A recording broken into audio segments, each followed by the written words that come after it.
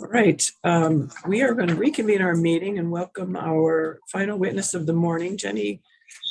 I'm sorry if I pronounce your name wrong. Gitlitz, professor at Bennington College and the director of the Solutions to Plastic Pollution. Welcome. Except that Hello. Hello. Hi. Before I start, I just want to correct the record. I am not the director of Beyond Plastics. I am the director of Solutions to Plastic Pollution. I'm standing in for the director, Judith Eng, who is a professor at Bennington College. Yeah. I recently joined Beyond Plastics, and this is my first time testifying on their behalf. So I'm very happy to be with you today. Great. Thank you for that. Yeah. And I'm going to just try to share a portion of my screen. Fancy. I'm not seeing the green. I'm not seeing the green. Share screen. Does she have share screen enabled? Oh, okay. I see. Okay, here we go. I got it. Seeing a portion of your screen, not all of your screen though. We're only seeing it. There we go. Perfect. There we go. Is it working now? It is. Wonderful. Okay. So I'm here to talk about the environmental effects of plastic pollution. And I've been asked kind of to give a 10,000-foot overview. I'm not really going to get into the details of what's going on in Vermont. I'm going to leave that to speakers that speak later this afternoon. I'm going to focus on the plastic crisis in general, all the different ways that it impacts us as human beings and the environment worldwide. So to start us off, nearly 10 billion tons of plastic have been produced since 1950. Less than 10% of this was recycled. The rest was wasted, landfilled, incinerated, littered, or leaked into the environment in various ways. Plastic garbage is everywhere, in our cities and towns, on our roads and highways, in our farm fields and forests, on our beaches and parks, and in our rivers, lakes, and oceans.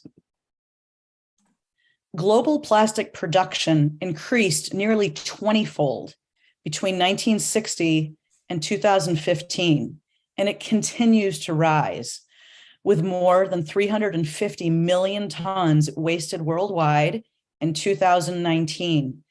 And, by now it's edging closer to 400 million tons a year.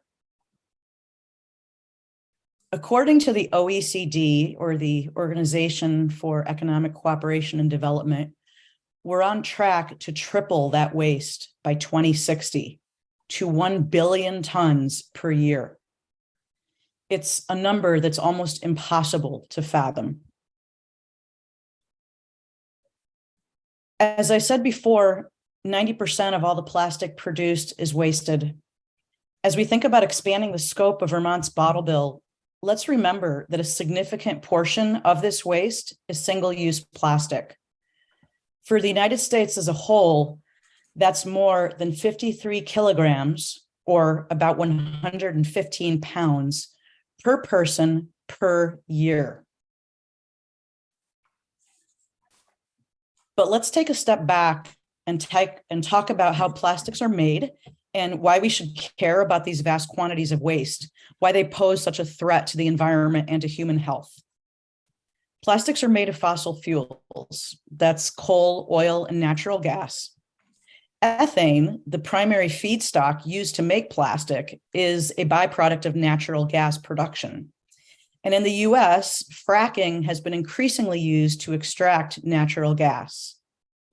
Fracking works by blasting large quantities of water, chemicals, and sand into rock formations at pressures high enough to crack the rock, allowing the once trapped gas and oil to flow to the surface. And ethane gas is a byproduct of this fracking. In the past, it was burned off in flares, but more recently, it's being processed into ethylene. The United States is in the midst of a fracking boom, which is largely credited with making us the top producer of natural gas in the world. This is what's called an ethane cracker plant, where ethane gas molecules are superheated under pressure until they literally crack. Those new molecules are ethylene polymers, which is the base or feedstock of the kind of light plastic used to make single-use items. Using fuel for heating and transportation has been plan A for the fossil fuel industry for a long time. But as these two sectors become more energy efficient, creating lower demand, the fossil fuel industry has a plan B. They're redirecting their investments into petrochemicals and plastics. And single-use plastics are at the center of this strategy. The petrochemical industry plans to triple production by 2050 and has announced major new plastic-related production facilities in Louisiana, Texas, North Dakota, Pennsylvania, and Ohio. According to Food and Water Watch, the industry has invested more than $200 billion into this expansion. 333 new petrochemical facilities have been proposed or permitted since 2010. And if the build-out continues as planned, it would produce enough greenhouse gas emissions to undermine our ability to remain within the 1.5 degrees Celsius temperature rise that scientists agree is necessary to avoid the worst ravages of climate change. So while plastics is the fossil fuel industry's plan B, our Earth, our climate, doesn't have a plan B. And it's not just a global warming issue, but an environmental justice issue at the local level. 90% of the emissions from plastics infrastructure and manufacturing is released into just 18 communities, mostly along the Texas and Louisiana coastlines, and increasingly in Appalachia. And by the way, we're Beyond Plastics is having a media tour in Louisiana next week to view some of these petrochemical facilities and to talk to national reporters about the dangers that these facilities present. At any rate, these environmental justice communities earn 27% less on average than the median household income in the US, and they are 67% more likely to be communities of color. As of October 2021, there were 35 cracker facilities in the US with a combined production capacity of 45 million tons per year. This represents an increase of 14 locations and 19 million tons over 2005 levels. 5 more crackers are either under construction or planned, with a combined additional cracking capacity of 9 million tons. So let's get back now to the basics of plastic itself. The strength of plastics comes from their polymer backbone, which is comprised of carbon-carbon bonds. The word plastic itself means malleable. Chemical additives are required to give plastics their malleability or flexibility, as well as their stability, their color, and many other properties. Any given plastic item is about 50% plastic polymer and 50% chemical additives. Plastic, it's really an amazing material. It has an excellent strength to weight ratio, and it's lightweight, flexible, inexpensive for companies to produce, and highly durable. Unfortunately, the durability of plastic is what's turning our soils and oceans into landfills. They're filling up with a material that's so durable that it doesn't biodegrade. It only breaks down into smaller and smaller particles. If it will never go away, then we need to manage it carefully and create it sparingly, which is what we've done, right? Not really. As we already saw, we're making and wasting massive quantities of plastic, about 400 million tons a year globally. And ironically, almost half the plastic made is used for packaging, for products that are only intended to be used for a short time. And much of that is single-use plastic that we might use for a few minutes in the case of beverage containers that we're talking about here in Vermont. And the flaw with using plastic in this way is that it's just not manageable. Most plastic products are not reusable, and very few are recycled, or even recyclable due to the large number of incompatible resins and chemicals. Indeed, the overall plastics recycling rate in the United States is only 5 or 6%. The rest is wasted. Again, 400 million tons a year. And as we saw before, that waste is set to triple by 2060 to 1 billion tons. A large percentage of what enters our recycling bins is not handled within the continental United States. Instead, it's sold as scrap to other countries. This is especially true of plastics 3 through 7, which are basically unrecyclable. And just to review for you, plastic number 1 is PET, and that's what most beverage bottles, including water bottles, are made of. And number 2 is HDPE, which is used for detergent bottles and water jugs, milk jugs.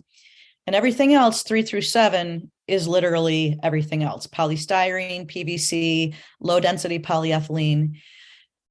And all of those are basically unrecyclable.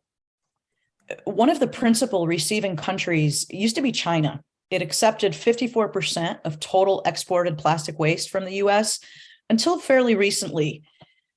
In 2018, China implemented the National Sword Policy that you may have heard of, which banned the importation of waste, at which point the market and the shipping routes changed considerably. Now, much of our plastic waste ends up in Mexico, Malaysia, India, and Vietnam. And as you can imagine, these are not countries that have the sophisticated recycling infrastructure that we dream of when we send our plastic waste overseas. Often, they don't have much waste infrastructure at all, and it's on the local villages to handle the mess. This is sometimes referred to as waste colonization, and it's an environmental justice issue.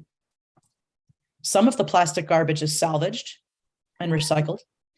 Some of it's burned in open pits, not in highly monitored incinerators. And a great deal of it simply blows around the landscape. Some of what blows around winds up in rivers.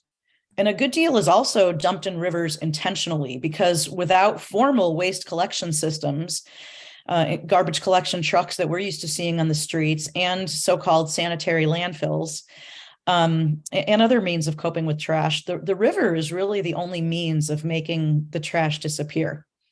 And from there, it travels to the ocean. It's estimated that our oceans already contain 165 million tons of plastic. I'll let that sink in for a second. 165 million tons of plastic are already in our oceans, with 8 to 15 million tons being added each year. This is the equivalent of a garbage truck every minute backing up to the shore and dumping its contents into the ocean. We are turning our oceans into unpermitted watery landfills. So what happens when all this plastic waste is in the ocean? A few different things. Let's first discuss something that you might not expect, and that is that plastics in the ocean are greenhouse gas emitters. Plastic polymers are stable, as I said before, but they're not inert. They do react chemically. Though the vast majority of plastics in the ocean settle to the ocean floor, millions of tons of bags, bottles, and other discarded materials gyrate around the Pacific, the Atlantic, and the Indian Oceans, where the churn of the water and the glare of the sun accelerate the process of fragmentation into smaller and smaller pieces. Then, as these pieces weather, and particularly as they absorb ultraviolet light from the sun, they release a variety of chemicals, as well as measurable amounts of greenhouse gases. The quantity of greenhouse gases released depends on multiple variables, from the type and surface area of the plastic debris to the amount of solar radiation they receive. But what is clear is that polyethylene, that's PET number 1, that I talked about before, and it's the resin type that releases the most greenhouse gases. It's also the most common resin produced. It accounts for 36% of plastics in existence. And it's no surprise that it's the most abundant in the world's oceans. And it's also what water and other carbonated and non-carbonated beverages are bottled in. So let's switch gears a little. What does plastics have to do with climate change? Besides the ocean releases that we just discussed. Plastics release greenhouse gases at every stage of their life, from extraction, that is hydrofracking and more conventional drilling, to refinement and petrochemical refineries, to production and manufacturing into pellets, and then manufacturing those pellets into plastic goods, to transportation, to our usage, and to disposal, and beyond. In October 2021, my organization, Beyond Plastics, released a report called The New Coal, where we reported that the plastic sector's contribution to greenhouse gas emissions in the United States is now poised to surpass emissions from coal-fired power plants. And I will let that sink in, because I think that's something that, I didn't know it a few years ago, and I think it's a pretty amazing statistic that plastic is the new coal. If plastic were a country, it would be the world's 5th largest greenhouse gas emitter, behind China first, then the US, India, and Russia. And finally, again, if plastics were a country, it would come in 5th. Now let's talk about the visible impacts of plastics in the oceans. It's estimated that just in 2 years, by 2025, there will be 1 pound of plastics for every 3 pounds of fish in the ocean. And by 2050, there will be as much plastic as there is fish. You can guess what happens after that. But marine ecosystems are already being severely impacted by plastic waste. Plastic waste is turned up in nearly every species of seabird on Earth, as well as the stomachs of whales, dolphins, sea turtles, and fish. Land animals also eat plastic, especially ruminants such as camels and goats that eat everything. And I just want to draw your attention to the picture at lower left here. The tiny little round pellets that you see in this fish's mouth are called nurdles. It's a funny word, but it's not funny in practice. These are the little plastic pellets that producers make, and they ship them to factories, and it's the nurdles that are melted into plastic goods.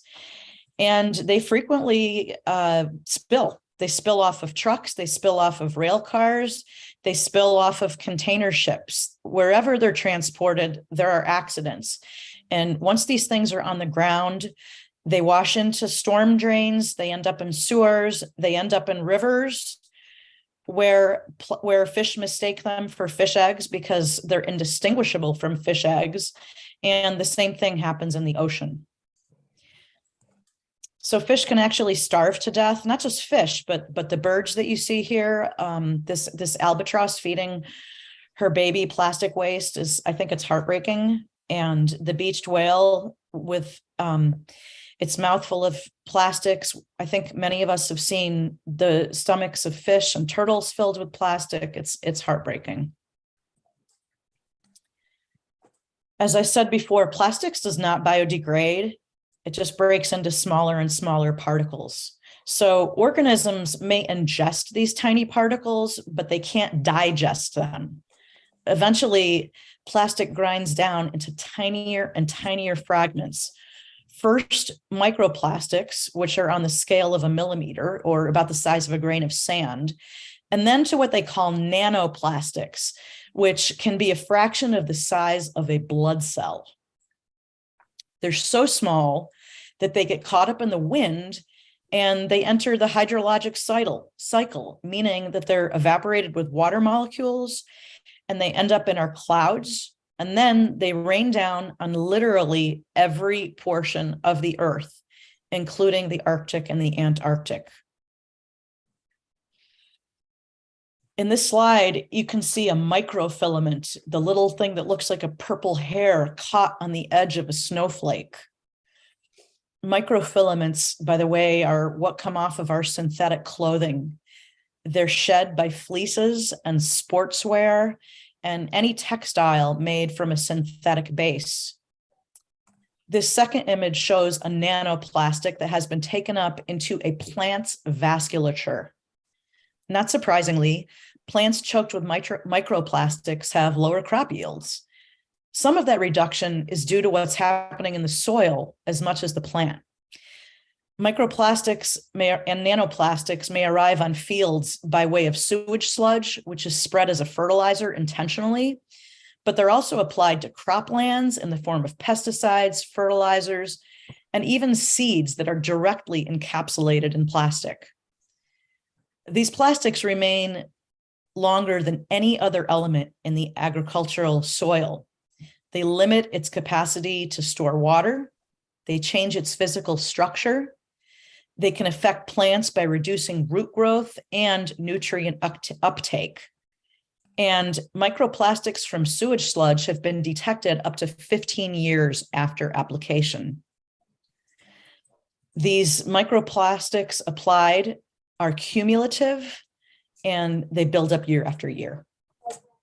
According to the Center for International Environmental Law, agricultural soils now store between 4 and 28% more microplastics than oceanic basins. Recent estimates suggest that plastic carbon may exceed total microbial carbon by 2095. And that is a really scary thought. So if microplastics are in the soil and in the water and in our plants, you can bet that they're in our food. And it turns out that each of us ingests about 5 grams of plastic a week, which is about the equivalent of a credit card. Microplastics have been found in drinking water, both from the tap and more so, as you can imagine, from single-use water bottles. And they've also been found in beer, in honey, in fish, and in the very air we breathe. So what does it mean that we ingest all these microplastics? Let's take another look at plastics at the molecular level. The polymer backbone is comprised of carbon-carbon bonds, and that's what gives plastics their strength. But as we said before, as much as 50% of a plastic can be comprised of chemical additives that provide stability, color, flexibility, and so on. More than 10,000 chemicals are used in plastics production, and more than 2,400 of them are considered substances of concern. That means the scientists either know or suspect that they're toxic in some way. A great many of these chemical additives are bad for living cells. Plasticizers such as BPA and its substitutes like bisphenol S disrupt signal transmission between nerve cells in the brain. We also know that many of these chemicals are carcinogens and they're endocrine disruptors. For example, brominated flame retardants. Fossil fuels, as you know, are highly flammable, obviously, but not so obviously, perhaps. Plastics are too, unless they're treated. So what is it that keeps our fleece jackets, our toys, our glasses frames, our rain boots and carpets and couches from bursting into flame? Flame retardants. Many of the chemicals in flame retardants are endocrine disruptors or endocrine disrupting chemicals or EDCs. These trick the body into thinking that they're hormones, and then they disrupt the pathways and functions that hormones play in our bodies. Hormones are lipid protein molecules that travel around our bodies, and they tell our cells what to do. They carry messages like on and off switches. Common hormones are estrogen, testosterone, and human growth hormone. And these endocrine disrupting chemicals, or EDCs, they upset those pathways and functions in multiple locations throughout our bodies, even at very low doses. EDCs can impact the hormones that regulate our appetite and metabolism, causing obesity, diabetes, high blood pressure, and heart disease. EDCs can disrupt brain development, causing lower IQ, ADHD, and autism spectrum disorders. EDCs can cause cancer, especially breast, prostate, and testicular cancers, all of which are on the rise. And they can cause reproductive problems, such as early puberty, infertility, and birth defects. So microplastics are everywhere in the human body, even before birth.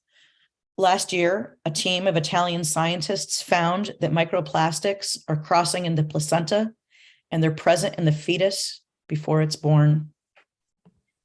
In March, scientists demonstrated that microplastics can be found in human lung tissue, including very deep in the lungs. And at almost the same time, a separate team identified nanoplastics in human blood. And that's how it got into the placenta and the fetus. So where does this all come from? Well, one of the places it comes from is in all the water bottles that we drink. Single-use plastic bottles are ubiquitous, and major brands selling water like Dasani and Aquafina, which are really Coke and Pepsi in disguise. Poland Springs, which is Nestle in disguise, now rebranded as Blue Triton. And store brands from supermarkets and convenience stores. Other non-carbonated beverages are plastic as well. Teas, vegetable and fruit juices, and some of these gimmicky child-targeted brands that use toys to draw in kids and addict them to single-use plastics so that they can keep consuming at these exorbitant levels that we're consuming at now, which is why we're in this crisis that we're in. So how do we solve this? Not with curbside and drop-off recycling. Curbside and drop-off recycling is great for items like newspaper and cardboard and mixed paper. It's not great for beverage containers. We know that fewer than 1 in 3 plastic bottles are recycled in the US, and much of that recycling is very poor quality because curbside and drop-off recycling, it just doesn't cut it. The plastic's dirty and it's very contaminated with non-recyclable items that people wish cycle. As you can see in this little inset on the right, which is a blow up of a small portion of what you can see on the left. And that's from the drop off roll off in my own transfer station here where I live. People want to recycle, they want to do the right thing.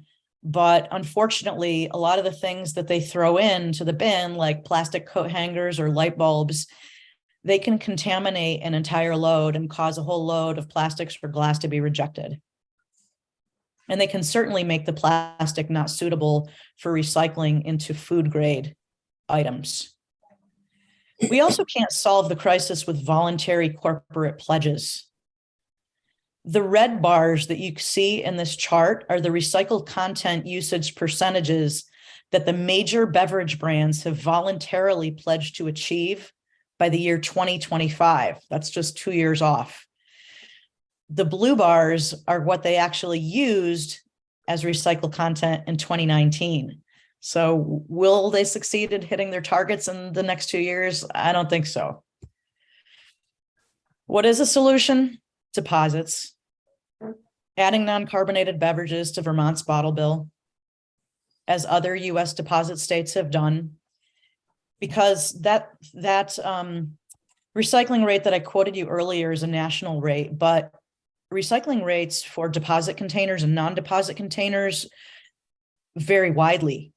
For deposit containers, if we look at plastic, 2/3 of deposit plastic was recycled in the US in 2019, whereas about 1/5 of plastic bottles without a deposit were recycled. So it's clear that deposits bring containers back. And so Vermont has an opportunity to add containers non-carbonated containers to the bottle bill. Another solution is waste reduction, including refilling. This is a picture of a refilling station, probably at an airport I visited recently. And we really need to tackle waste reduction. So if there's any way that this body can incorporate waste reduction and refilling into its modernization of the bottle bill, we highly recommend that, because recycling by itself is not going to solve the plastic problem. We definitely need cleaner recycling options for beverage containers, but we also need waste reduction. So deposits are a simple policy measure with so many benefits to human health, to marine pollution and ocean ecology, and rivers as well, to soil health and our agriculture and our food supply. It's an environmental justice issue. It's a climate issue because of greenhouse gas emissions from plastics. I think we all know that landfills and incinerators are major environmental issues in their own right. And finally, littering is both unsightly and it's bad for animals. So with that, I will conclude, and I really appreciate the opportunity to address you today. Thank you. Thank you. I know we have at least one question from Representative Sibilia. Yeah, thank you, Jenny. That was a great presentation, really comprehensive, easy to understand. Regarding the recommendations that you've made at the end, a frame that is really important for me to understand as we're approaching this is the impact on Vermonters, and particularly fixed income Vermonters, because I want to explain that before I am supporting something. I want to be able to explain to my constituents what the impact will be on them. So what is the impact of those recommendations on a fixed income Vermonter? Well, I think that a lot of fixed income Vermonters use deposit recycling as a way to supplement their income. Okay. They save them and collect them. Sometimes, if they're part of civic organizations, they save them to accomplish some financial goal that they can't accomplish individually, like Boy Scouts raising money for a scout pack. There are also individuals called canners who use bottle and can redemption to supplement their income. And they perform a valuable public service without being compensated by the state. They clean up our cities by picking littered bottles and cans off the ground. So if we add non-carbonated beverages to the bottle bill, then this informal sector will have a much greater supply of bottles and cans to choose from. And I think from a consumer convenience point of view, it's really a pain in the neck, frankly, to have to look at every bottle that you buy to see whether it's a deposit bottle or not, because when the bottle bill was implemented decades ago, Vermont's bottle bill was modeled after Oregon's. Oregon was the first bottle bill in the country in 1972. So 50 years ago, there were no single-serve non-carbonated beverages on the market. They didn't even exist. So when the definitions for the bottle bill were written, they were really just written to describe the beverages that were littered, the beer and the soda. So non-carbonated made its way into the definition, but it wasn't meant to intentionally exclude anything. That's just an accident that's happened over time. So the beverages that are on deposit are defined not by what the containers are made of, but by what's in them, which doesn't make any sense at all from a recycling perspective. And it's also the same companies that manufacture all these beverages, as I just showed you in the slide with the Dasani and the Aquafina being Coke and Pepsi. So it doesn't make sense from a distribution perspective either. From every standpoint, these beverages should be added to the bottle bill. And I just want to point out that the deposits are fully refundable. Representative Pat. Thank you. Two questions from earlier in your presentation when you were talking about how the fossil fuel industry was was planning as we shift away from fossil fuels, let's say in transportation, their plan is to get big into plastics. Is that the fuels to be basically burnt in the manufacturing process of the plastic, or are there components of the fuel chemically that would actually be going into the plastic itself, or both? Well, both, but especially the latter. I mean, they're using the fuel as a feedstock to make plastic. Okay. I mean, plastic production is set to triple. So Okay. it's really it's so ironic that as we nationwide and globally, our consciousness has been raised about climate change, and we're doing everything we can to be more energy efficient in our homes, in our cars. And so as we're reducing our fossil fuel use there, the tripling of plastic production is going to cancel out all those gains. Okay. So it's not so much that it would be used as a fuel in the process, but that it's actually becoming part of the plastic is what you're saying.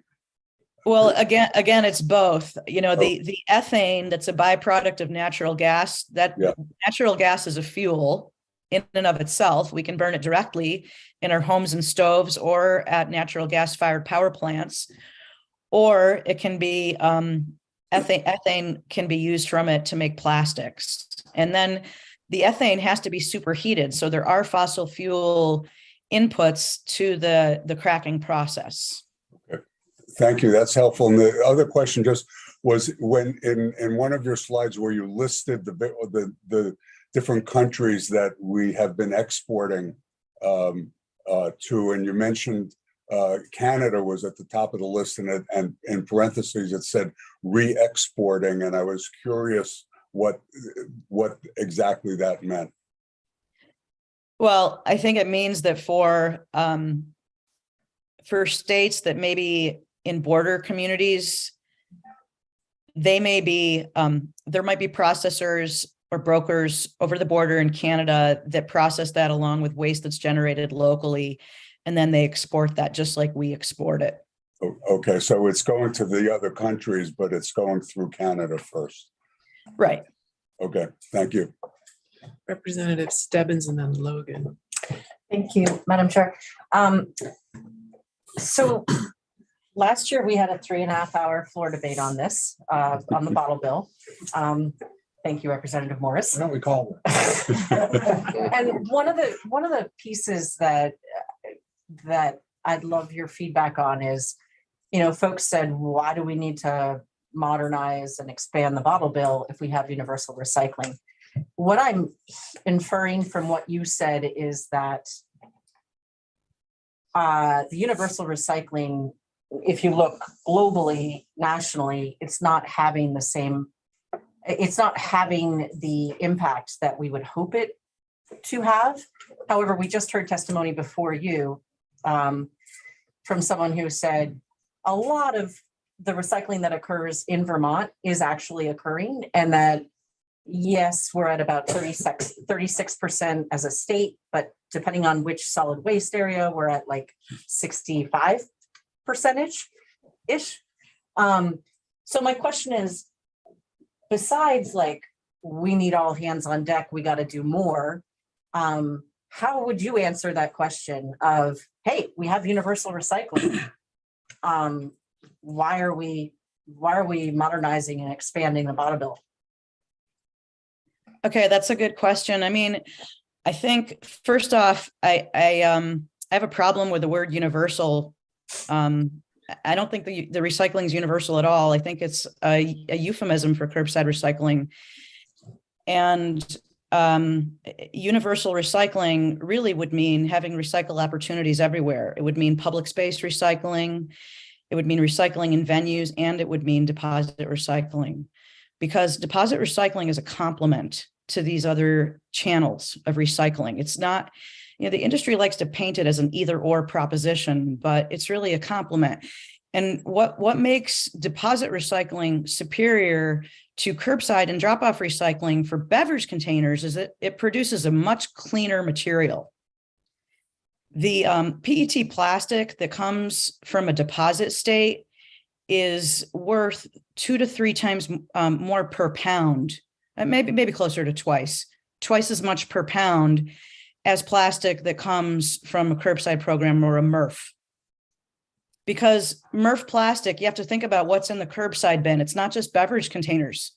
It's not just even food containers like mayonnaise jars. It's shampoo bottles.